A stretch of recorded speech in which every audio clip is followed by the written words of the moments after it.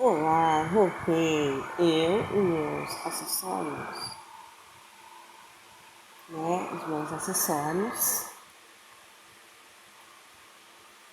e o meu broche do Instituto do Câncer Infantil do Rio Grande do Sul. E o meu dente quebrado. Voltei, né? Então, continuando com a leitura do Celso Furtado, Formação Econômica no Brasil.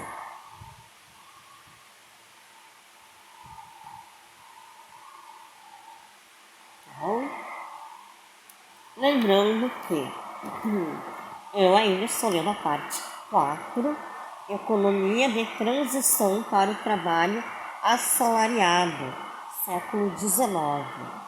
E hoje eu começo a ler o capítulo 18, Confronto com o Desenvolvimento dos Estados Unidos da América. O capítulo 18, ele tem 9 parágrafos, tá? E hoje eu vou ler o primeiro parágrafo.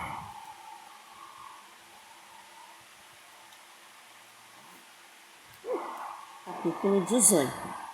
Confronto com o desenvolvimento dos Estados Unidos da América. Então, hoje eu começo a ler o parágrafo 1.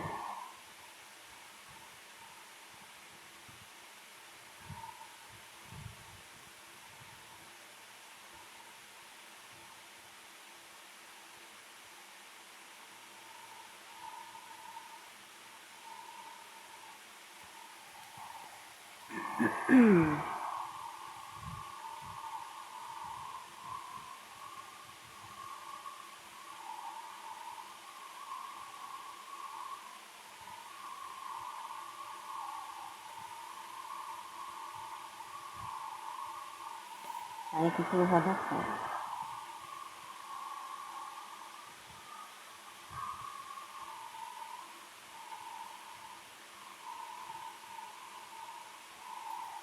Então vamos lá. Tá calor, gente. Tá muito calor. Né? Capítulo 18. Confronto com o desenvolvimento dos Estados Unidos. Parágrafo 1.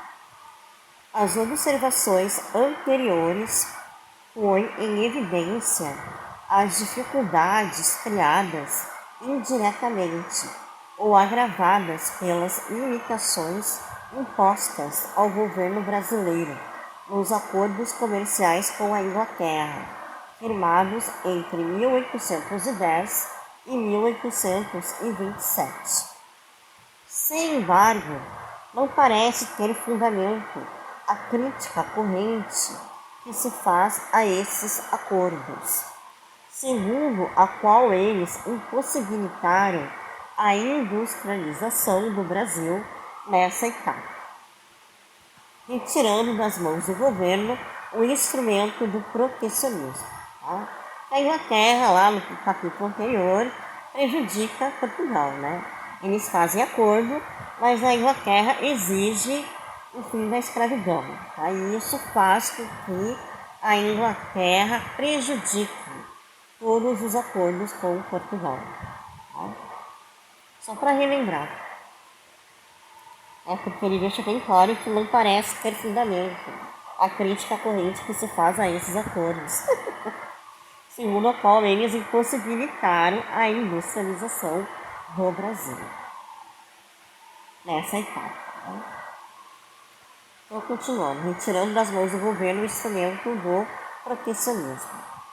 Observando atentamente o que ocorreu na época, comprova-se que a economia brasileira atravessou uma fase de fortes desequilíbrios, determinados principalmente pela baixa relativa dos preços das exportações, vendas, e pela tentativa do governo, cujas responsabilidades se haviam avolumado com a independência política, de aumentar sua participação no dispêndio nacional. A exclusão do entreposto português, as maiores facilidades de transporte e comercialização, devidas ao estabelecimento de inúmeras firmas inglesas no país, provocaram uma baixa relativa dos preços das importações, compra, e um rápido crescimento da procura de artigos importados. Criou-se assim uma forte pressão sobre a balança de pagamentos, que teria de repercutir na taxa de câmbio. Desculpa, gente. Por outro lado, conforme indicamos, a forma como se financiou o déficit do governo central veio reforçar enormemente essa pressão sobre a taxa de câmbio.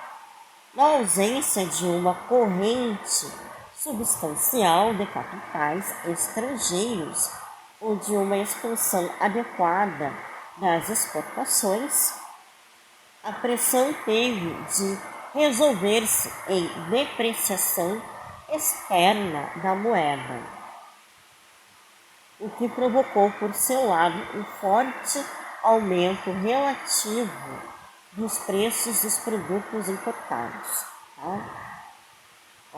Na ausência de uma corrente substancial de capitais estrangeiros ou de uma expansão adequada das exportações, das vendas, a pressão teve de resolver-se em depreciação externa, fora, da moeda, o que provocou por seu lado um forte aumento relativo dos preços dos produtos importados. Se houvesse adotado desde o começo uma tarifa geral de 50% ad valorem, que era um imposto, ad valorem, possivelmente o efeito protecionista não tivesse sido tão grande como resultou ser com a desvalorização da moeda.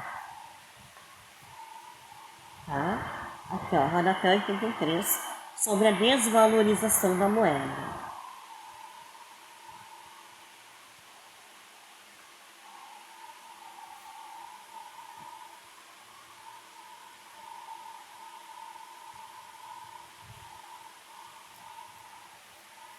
Então, rodapé 83, Admitindo-se que o aumento de 100% no preço das mercadorias importadas seja acompanhado de um de 33% no nível geral de preços, o efeito resultante, pelo menos, é idêntico ao da introdução de uma tarifa aduaneira de 50% ad valorem.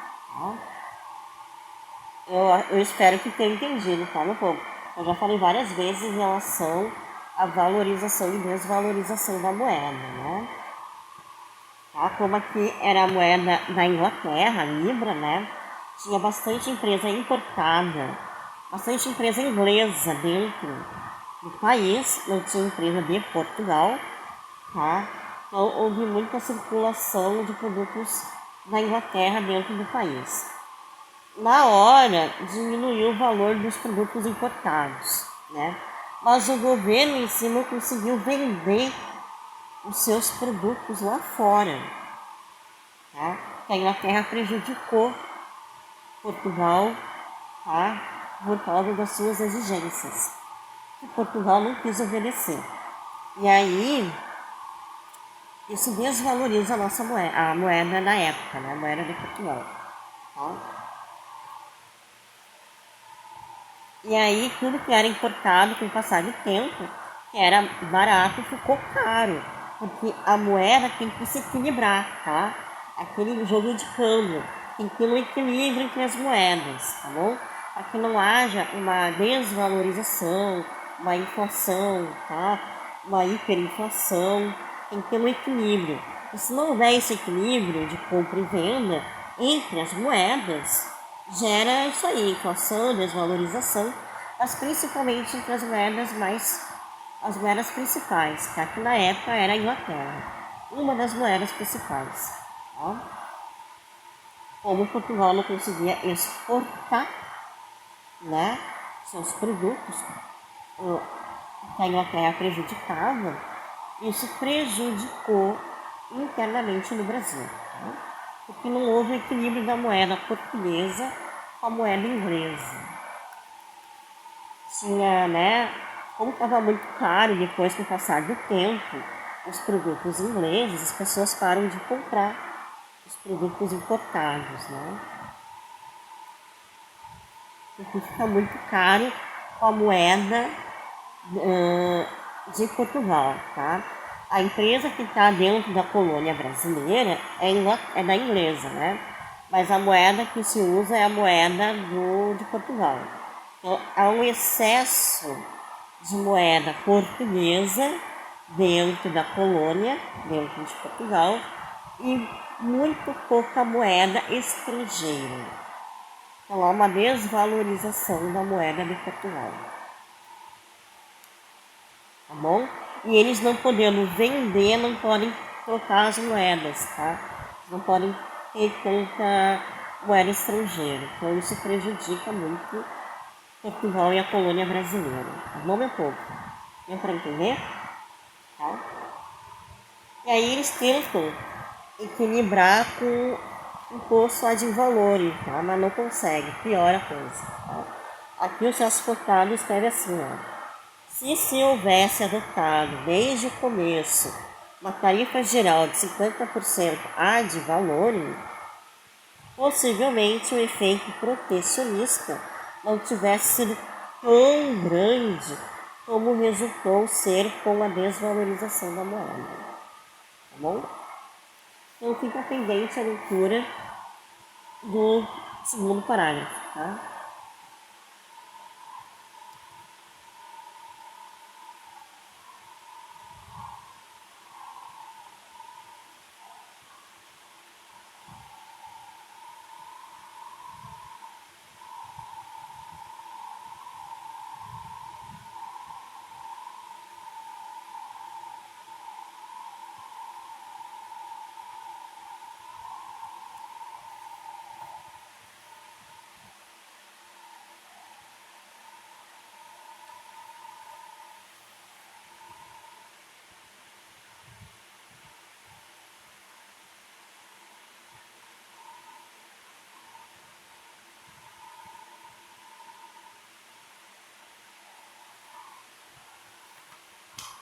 Tá bom, meu povo? Amanhã, se não houver nenhum imprevisto, eu volto com princípios de economia, tá? E amanhã eu vou, né, desejar um Feliz Natal, Feliz Ano Novo, vou tirar uma folga, né? Porque semana que vem já é Natal, né? E depois vem Ano Novo e eu só vou voltar em janeiro. Assim espero, né? E oremos para que passe logo esse calorão também, né? Tá muito quente, não há que aguente. Desculpa, tá, meu povo?